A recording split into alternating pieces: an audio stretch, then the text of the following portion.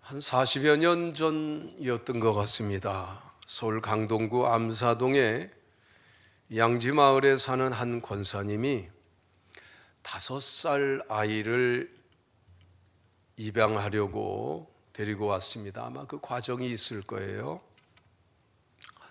그 권사님 댁은 아주 유족하고 아들, 딸들도 다 커서 의사도 되고 음악도 하고 했습니다. 사랑이 많았습니다. 또 성경 말씀대로 베푸며 섬기며 그렇게 사는데 힘쓰는 권사님이셨어요. 이 아이가 한동안 잘 지냈습니다. 고아원에서 먹을 수 없는 한 40여 년 전에 비프스테이크는 쉽지 않죠. 그 가정에는 일상이에요. 자주 먹고 또 광진교 건너서 어린이 대공원에 가고 싶으면 언제든지 갈 수 있고 예쁜 옷 입혀주고 가족 사랑이 많은 가정이었어요. 그런데 이 아이가 고아원을 그리워했어요. 거의 매일 문 앞에, 대문 앞에, 단독주택인데 대문 앞에 나와서 쭈그리고 앉아서 울고 있는 거예요. 가족들이 얼마나 달래고 설득해 보려고 애를 썼겠어요. 아무리 달래도 설득이 안 돼요.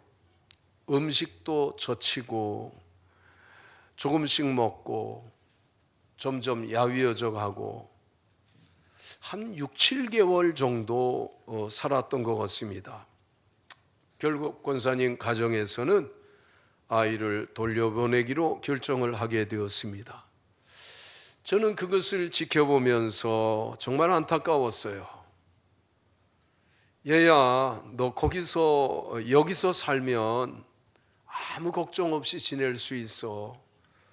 공부하고 싶은 만큼 할 수 있고 잘 살게 될 텐데 고아원의 언니 오빠들이야 종종 가서 만나보면 되지 않니?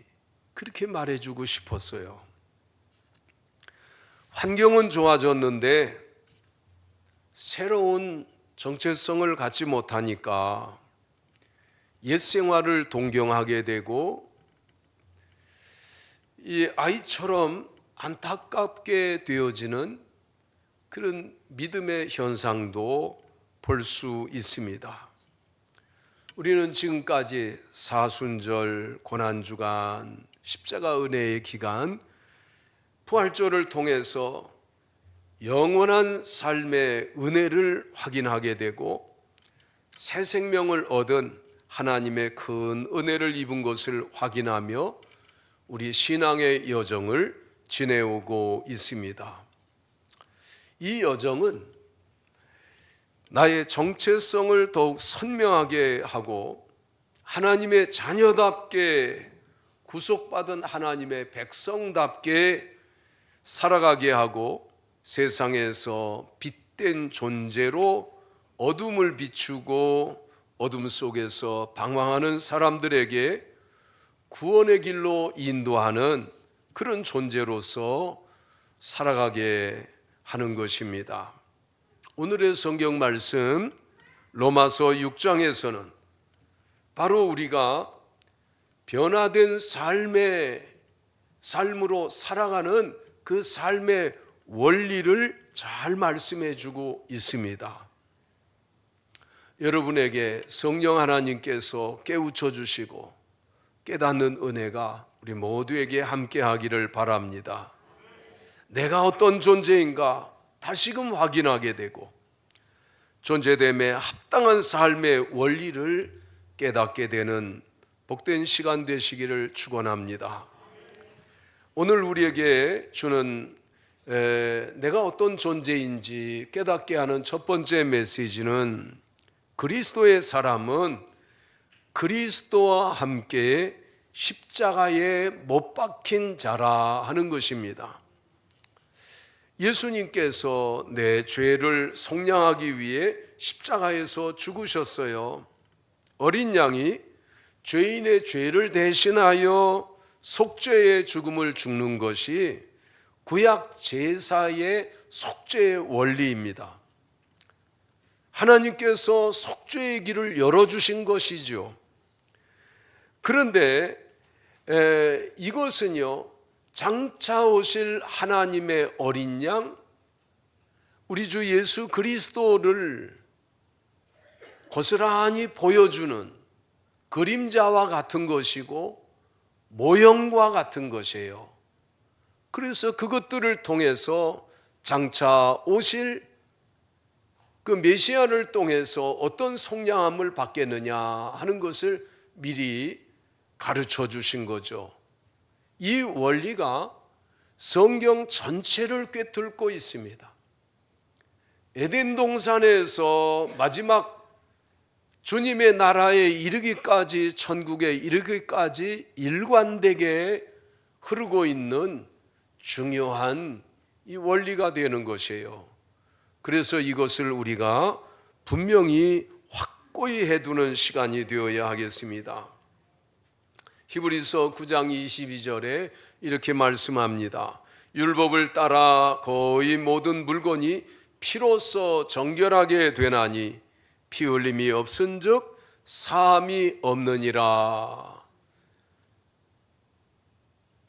어린 양 짐승의 피로써 죄를 속죄할 수 있도록 하나님께서 속죄의 원리를 아주 오래전부터, 심지어는 에덴 동산에서부터 우리에게 보여주신 것이에요. 짐승의 가죽으로 수치를 가리게 하신 것이 바로 단서입니다. 그리고 레위기에 와서 하나님께 예배드릴 때에 항상 양의 피로서 혹은 염소의 피로서 송아지의 피로서 속죄하고 예배할 수 있는 원리를 말해주는 것이 바로 죄를 씻는 재료가 피인 것을 말씀해 주는데, 이것이 먼 훗날 이루어질 십자가의 일을 우리에게 보여주시는 것입니다.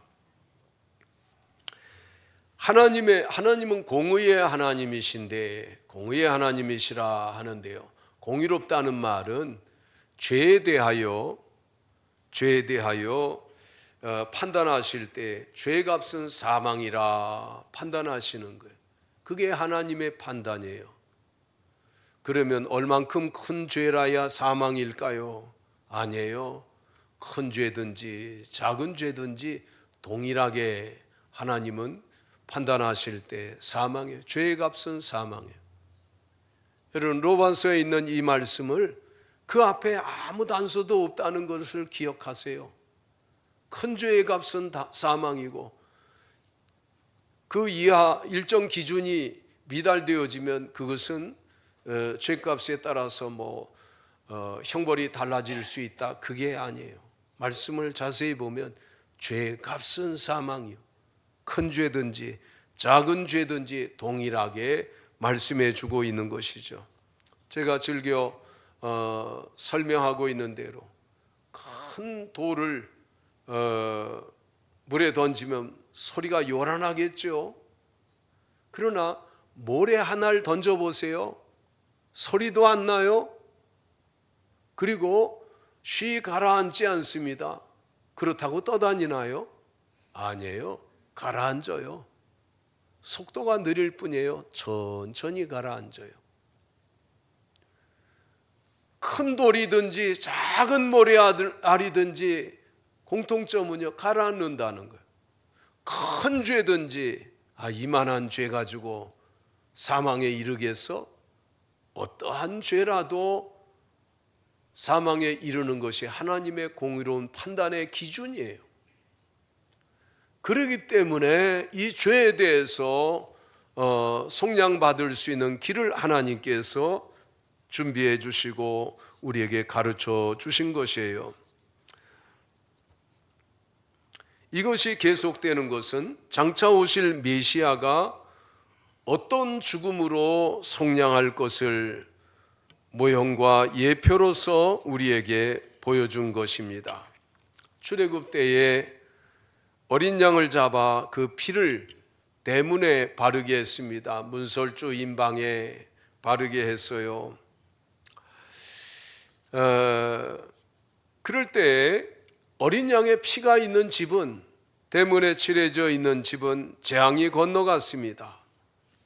애굽 전역에 장자가 죽는 재앙이 있었을 때에 하나님의 백성들이 말씀을 따라 순종하여 피로 표시해 놓으니, 어린 양의 피로 표시해 놓으니 사망의 재앙이 지나갔습니다. 이것이 바로 오늘 이 로마서 6장과 연결되어지는 말씀입니다. 백성들은요, 그 유월절 때 밤새 그 양을 구워 먹고 무교병과 쓴나물과 함께 먹고 날이 새자 하나님께서 명령하시는 대로 출애굽을 하게 되었던 것입니다. 왜 이 어린 양이냐? 그것은 장차 오실 그리스도가 하나님의 어린 양으로 오실 것이기 때문이에요. 예수님이 십자가에 처형되어질 때에 로마 군병들이 예수님의 그 다리 정갱이를 쇠뭉치로 치지 않았어요. 다 쳤는데 죽었나 안 죽었나 도망칠까 하여 내리치는데 예수님은 확실히 돌아가셨어요. 일찍 다른 사람보다 고난이 극심해서 더 일찍 운명하셨어요.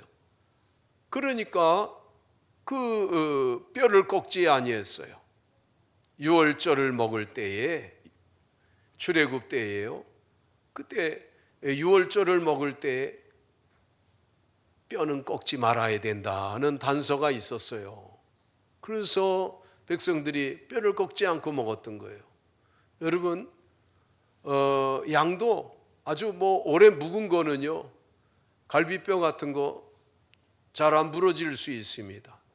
그러나 어린 양은요, 먹어보면 갈비뼈 쉬 부러져요. 근데 이스라엘 백성들에게 말한 거예요. 부러뜨려서는 안 된다. 그 당시에 그 사람들이 왜 부러뜨리지 말아야 되는지 알았을까요? 몰랐어요. 그냥 말씀이니까 순종했던 거예요. 수천 년 지나고 나서 보니까 그것이 바로 하나님의 어린 양 예수 그리스도께서 뼈가 상하지 않을 것을 이제 예표한 것이란 말이에요. 우리는 여기서 하나님을 바라봅니다. 그런 하나님은 어떤 하나님이시냐?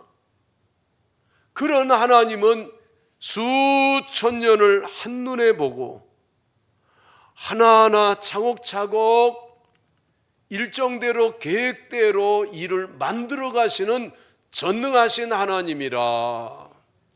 아멘. 어떤 인간이 그런 계획을 세울 수 있고 그렇게 맞출 수가 있어요? 짝이 하나하나 딱딱 들어맞는 이것을 성경 속에서 깨닫게 되고 확인하게 되면요, 하나님께 대한 깊은 믿음이 생겨지게 되는 거예요. 하나님은 전능하신 하나님이시다. 지금도 살아계셔서 그 전능하심으로 내 삶 속에 역사하고 계신 하나님이시다 하는 믿음을 깊게 갖게 되는 것이에요. 그런 은혜가 우리 모두에게 함께 하기를 바랍니다. 예수님의 십자가는 자기 죄로 인해서 죽은 것이 아닙니다. 무능력해서 죽은 것도 아닙니다.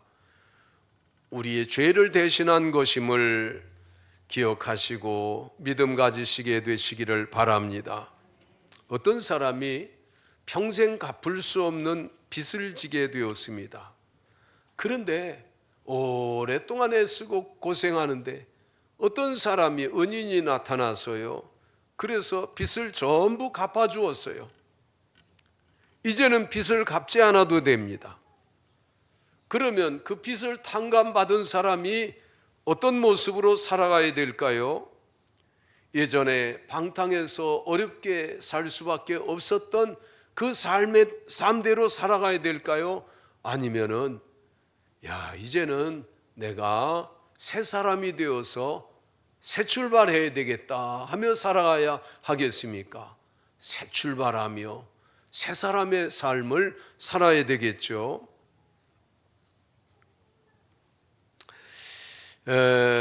속죄를 아는 사람은, 그리스도의 이 속죄를 아는 사람은 감사하며 새로운 삶을 살아가고 있어야 되는 것입니다.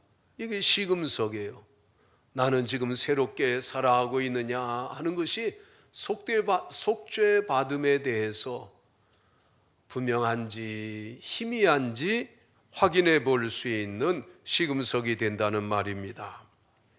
바울은 더 나아가서 좀 더 완전한 속죄의 상태는 그리스도께서 나의 죄를 위해서 십자가에 죽으셨으니 나도 죄인 되었던 옛사람을 그리스도와 함께 십자가에 못 박고 옛날에 나는 죽었소, 이렇게 고백하면서 새 사람을 선언하며 살아가는 것입니다.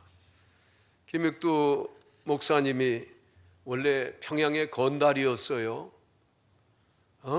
지나가는 사람들이 그 김익두를 안 만나는 게 소원이에요. 읍내에 나갈 때, 시내에 나갈 때 선앙당에다 빌고 가는 거예요. 비나이다, 비나이다. 오늘 시내에 나가는데 김익두 안 만나게 해주세요. 그렇게 한다는 거예요. 왜냐하면 김익두 만나면은 쳐다보면 이리 오라고. 왜 쳐다보냐고 얻어맞는데요.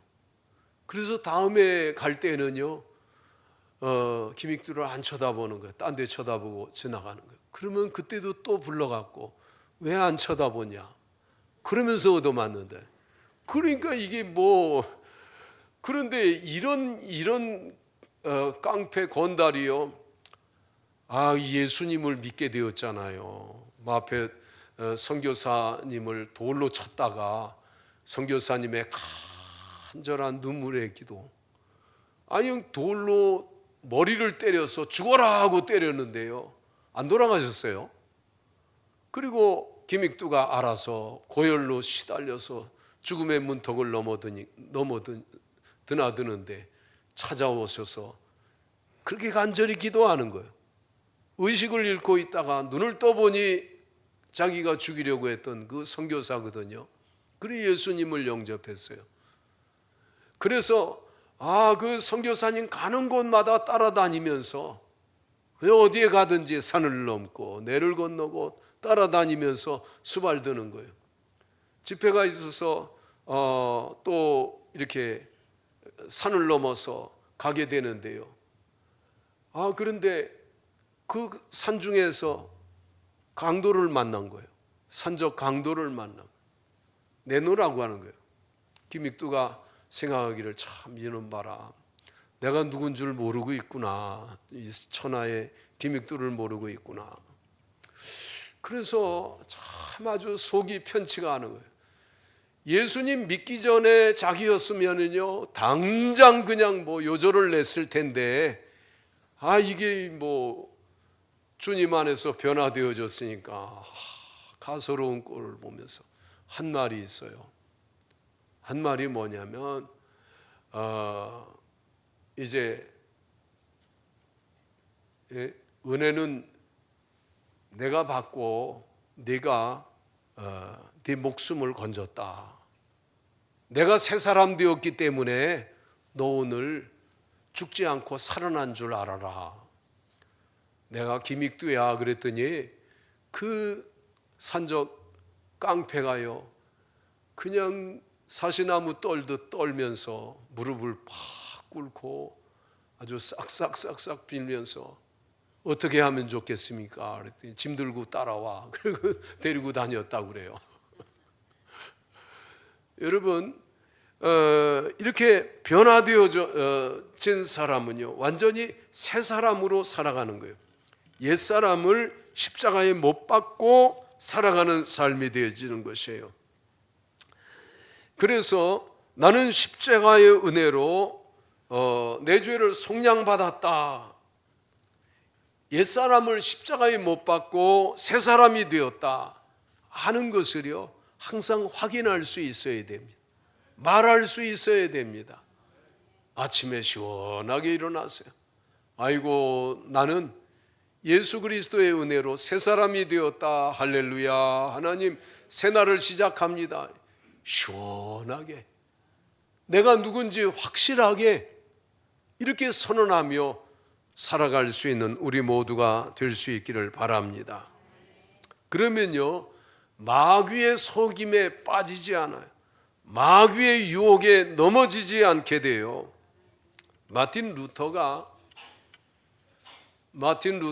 종교개혁을 일으키는 그 과정 속에서 참 로마 가톨릭의 큰 그 위협을 받습니다.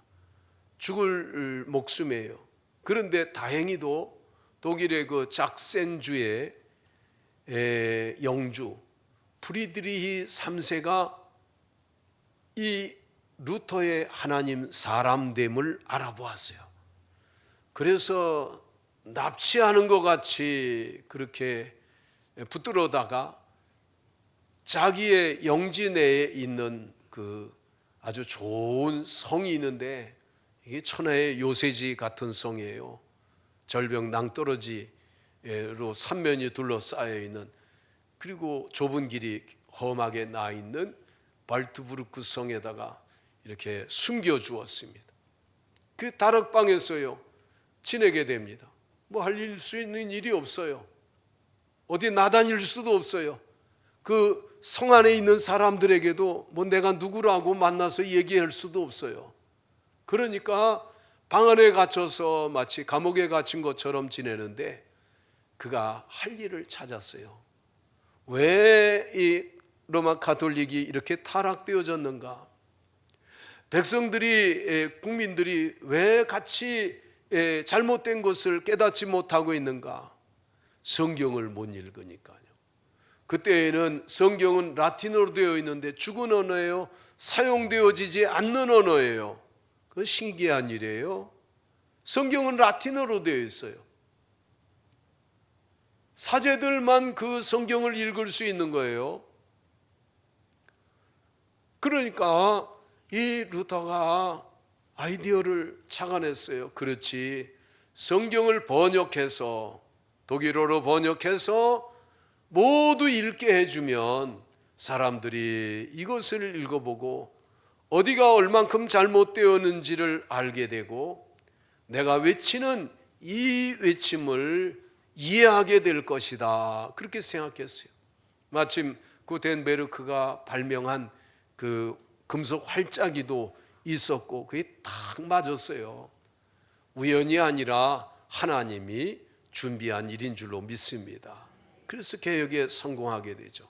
그런데 그 과정 중에 정말 그 번역을 하는데 힘들고 어려워요. 그래서요, 이 루터가 너무 힘들어서 지치고, 이것을 하면서 힘들어하는 거예요. 사단 마귀가 찾아와서 루터에게 속삭입니다. 너는 예전에 이런 일을 한 거 내가 다 알고 있어. 너 기억나지? 너 같은 죄인이 무슨 그런 위대한 일을 한다고, 너 같은 죄인이 하면서 마귀가 그러니까요, 이 루터의 마음이요 완전히 그러기 상태가 됐어요. 그래서 낙심해서 한숨을 푹푹 쉬며 지내니까요, 그 아내가 어느 날 남편을 보다 못해서 카트리나가 이 그 새까만 장례식에 가는 복장을 입고 왔어요. 그래서 어쩐 일이냐고 물으니까 하나님 돌아가셨대요. 그래서 장례식복을 입고 왔다는 거예요. 무슨 얘기예요? 자기 남편 루터에게 하나님 돌아가셨냐? 살아계시지 아니하냐? 왜 낙심하느냐고 했던 거죠. 크게 용기를 얻었어요. 그리고 이제 또 마귀가 자기를 낙심시키려고 이렇게 속삭일 때예요. 잉크병을 집어던졌다 그랬어요. 나는 세례를 받았다 하고 외쳤다고 했어요. 그 세례가 뭐냐면요, 그 의미는 그리스도의 십자가에 나도 죽었다. 세례가 그리스도와 함께 죽고 그리스도와 함께 다시 사는 것이 세례의 의미이잖아요. 그러니까 나는 세례를 받았다라고 외치면서 마귀를 대적했어요. 내 죄는 십자가에서 다 속량되었기 때문에 속이지 말라는 거죠. 그리고 마침내 종교개혁에 성공하게 된 것입니다. 오늘 이 로마서 6장을 통해서 주시는 두 번째 메시지는 나를 위한 그리스도의 속량을 믿을 때 나는 그리스도와 연합한 자가 된다라고 하는 그런 우리 구속받은 원리를 담고 있는 중요한 말씀입니다. 연합하였다. 무슨 뜻이냐면요, 그 헬라어로 신피스토스, 무슨 뜻이냐면 함께 자라다. 둘이 유기적인 결합이 되었다. 마치 나뭇가지가 줄기에 붙어 있으면 그 줄기에서, 뿌리에서 올라오는 줄기의 영양을 가지가 다 받고 자라나고 열매 맺는 것처럼 이게 유기적인 결합이라는 거예요. 생명을 공유하게 되는 상태, 그게 바로 연합인 것이에요. 그래서 그리스도와 함께 연합한 자가 되었다.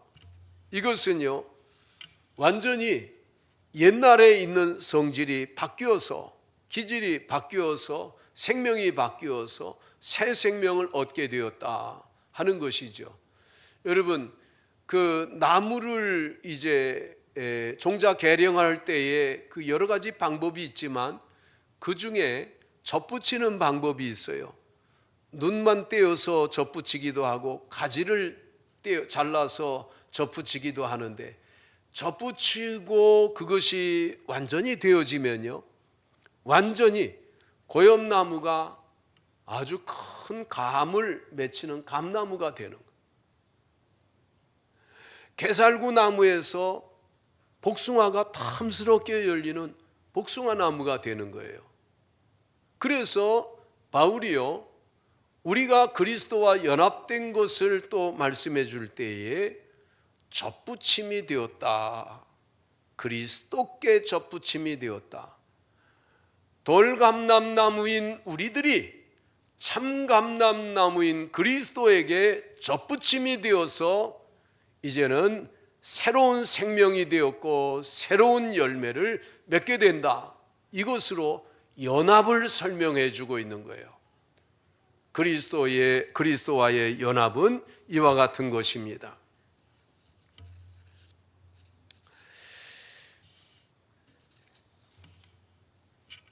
아비가 그 입양되어서 새 집에 들어갈 때 그 신분 존재의 변화를 받아들이고 그럼 완전히 새로운 그런 신분으로 살아갈 수 있게 되는 것이죠.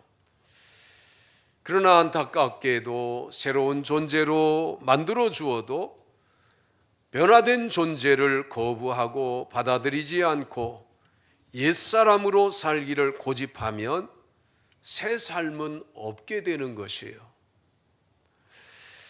어느 나라에 한번 이해를 다시 한번 도와봅니다. 우한데요, 어느 나라에 한 거지가 있어요. 평생 그냥 구걸을 하며 지냈습니다.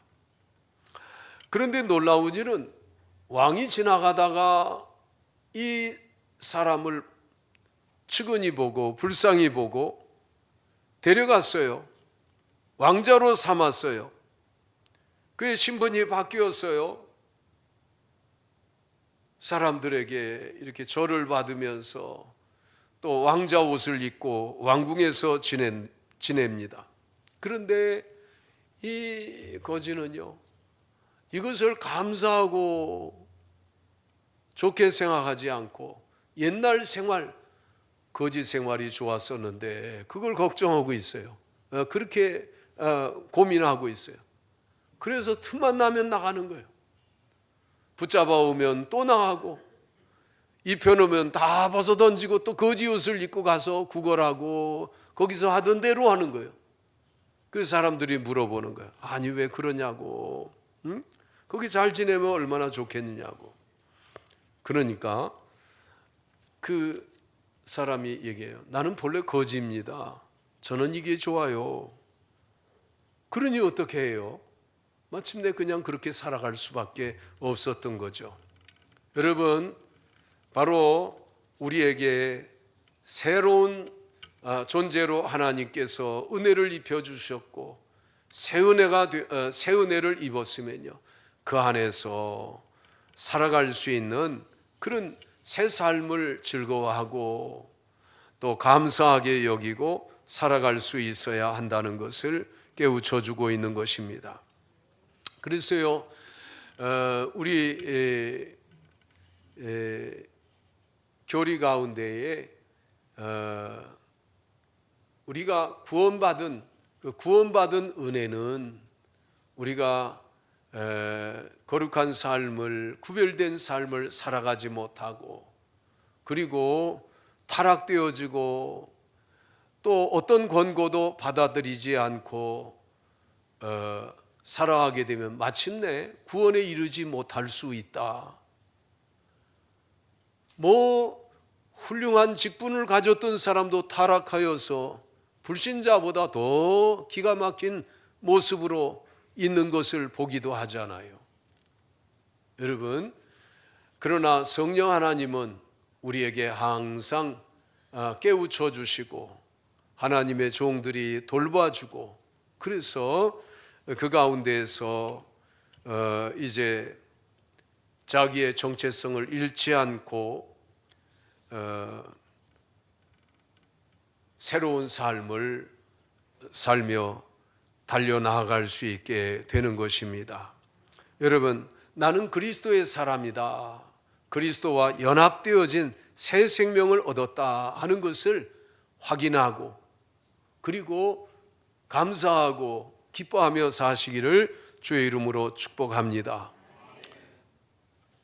이렇게 확인하게 될 때에 내가 변화되어진 것을 한번 확인해 보는 몇 가지 질문이 있어요. 나는 그리스도가 주시는 마음, 평안의 마음을 갖고 있는가 한번 점검해 봐야 됩니다. 평안은 모든 삶의 기초가 됩니다. 평안한 그런 마음을, 심령을 가지고 살게 되면 어디에서든지 표가 나게 돼 있어요. 그 평안이 표가 나나요? 나고 말고요. 표가 납니다. 저 사람은 어떤 사람인가? 어떻게 저렇게 평강을 누리며 살고 있는가? 사람들이 궁금해서 다가오게 되는 것입니다. 또한 기쁨이 항상 솟아나는 그런 삶을 살아가게 됩니다. 쉽게 미소해요. 밝은 표정으로 사람들을 대합니다. 호감형 사람이 되어지죠. 그것도 하나의 확인해 볼 수 있는 표시가 됩니다. 또 매사에 긍정적인 사고로 일을 하게 됩니다. 누구를 만나고 대할 때에도 깊은 긍정이 속에 담겨져 있는 것을 느낄 수 있게 되는 것입니다. 어떤 일을 맡게 되면 하나님이 주신 기회라고 생각하고 담담하게 성실하게 합니다. 이것도 드러날 수밖에 없어요. 확인되어질 수밖에 없습니다. 또 혹은요, 어려운 일, 힘든 고난이 닥치게 될 때에 두드러지게 차별화된 모습이 드러나게 됩니다. 하나님의 뜻이 있다고 받아들이게 됩니다. 하나님의 선한 뜻이 이루어지는 과정이다, 이렇게 받아들입니다. 사람들은 보통 불행과 어려운 일을 당하게 되면 하필이면 왜 내게 이런 일이 있을까 그렇게 원망하는데, 그러지 않아요. 할 수 있는 최선을 다하며 하나님의 때를 기다리게 됩니다. 고난의 때에도 좌절하지 않고 포기하지 않고 일어서고 다시 또 시작하는 그런 능력 있는 삶을 살아가게 됩니다. 원수가 공격해와도 두려워하지 않아요. 담대하게 상대하면서 또 마침내 제압하며 이기게 됩니다. 우리의 삶이 그리스도와 연합한 생명력 있는 삶이 되어서 이 같은 모습이 삶 속에 나타나게 되기를 축원합니다. 세 번째로 우리에게 주는 메시지는 그리스도와 연합한 삶은 부활의 믿음으로 살게 되는 것임을 말씀해 줍니다. 십자가와 연합된 사람은 부활에 연합한 삶을 살게 된다. 5절 말씀에 우리가 그의 죽으심과 같은 모양으로 연합한 자가 되었으면 또한 그의 부활과 같은 모양으로 연합한 자도 되리라. 아멘. 우리 한번 큰 소리로 같이 읽어볼까요? 5절 말씀. 우리가 그의 죽으심과 같은 모양으로 연합한 자가 되었으면 또한 그의 부활과 같은 모양으로 연합한 자도 되리라. 아멘. 십자가에만 연합되어진 것이 아니고 부활에까지 연합되어진 삶을 말씀해 주고 있어요. 부활의 믿음의 삶은 모든 연약함을, 약함을 이기는 하나님의 능력입니다. 부활의 믿음의 삶은 죄악을 이기고 세상을 변화시키는 능력이 됩니다. 그래서 많은 전도자가 깨달은 것은요, 전도자가 깨달은 것은 부활이면 족하다라고 합니다. 부활의 믿음이면 족하다는 거예요. 왜냐하면 지금까지 교회가 세워진 것이 부활의 믿음과 능력으로 세워졌어요.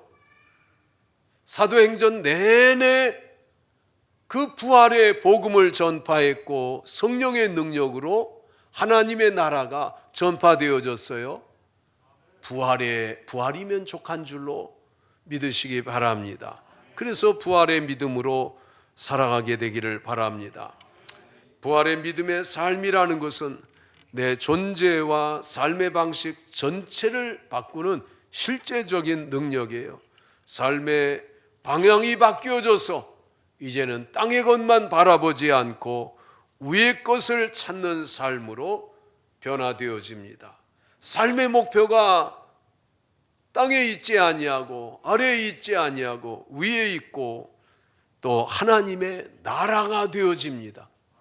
무엇을 통해서도 하나님의 나라를 세우기 위하여서 그리스도인들이 우월해지는 그런 단서가 되는 거예요. 하나님의 나라를 세우려면 내가 이 일을 얼만큼 해야 가능하겠느냐 이런 생각을 해요. 그러니까 돈을 벌기 위해서 일하고 자기가 어떤 지위를 얻기 위해서 일하는 사람하고 비교할 수가 없게 되는 것입니다. 자, 오늘 받은 말씀은요, 첫 번째 메시지가 그리스도의 사람은 옛사람을 십자가에 못 박고 얽매였던 죄에서 벗어나 거듭나 새 삶을 살아가는 것입니다. 두 번째 메시지는 이제는 그리스도와 연합하여 새로운 존재와 신분으로 살아가게 되는 것입니다. 더 나아가서 그리스도의 부활에 연합하여 이제는 위의 것을 바라보며 하나님의 나라를 목표로 삼아 이제 거듭나고 연합되어진 새 생명을 살게 되는 이 복됨이 우리 모두에게 함께 하기를 축원합니다. 기도하겠습니다. 하나님 아버지, 오늘 로마서 6장의 이 귀한 말씀을 통하여 내가 그리스도 안에서 어떤 존재가 된 것인가 확인하게 해 주시고, 또 이제 저희들이 십자가에 연합되어지고 부활에 연합되어진 삶이 나의 생명인 것을 깊이 깨우쳐 주시고 살아가게 해 주시는 것을 감사합니다. 부활의 능력으로 살아가게 해 주시되 모든 약함을 이기고 원수들을 이기고 승리의 삶을 살아가게 하시고 가정에 하나님의 나라를 이루고 일하는 곳에서도 하나님의 나라를 세워 나가고 우리가 사는 이 땅이 하나님의 나라로 세워지기까지 우리의 수고와 기도와 헌신이 끊이지 않게 살아가도록 도와주시옵소서. 주 예수 그리스도의 이름으로 기도드립니다. 아멘.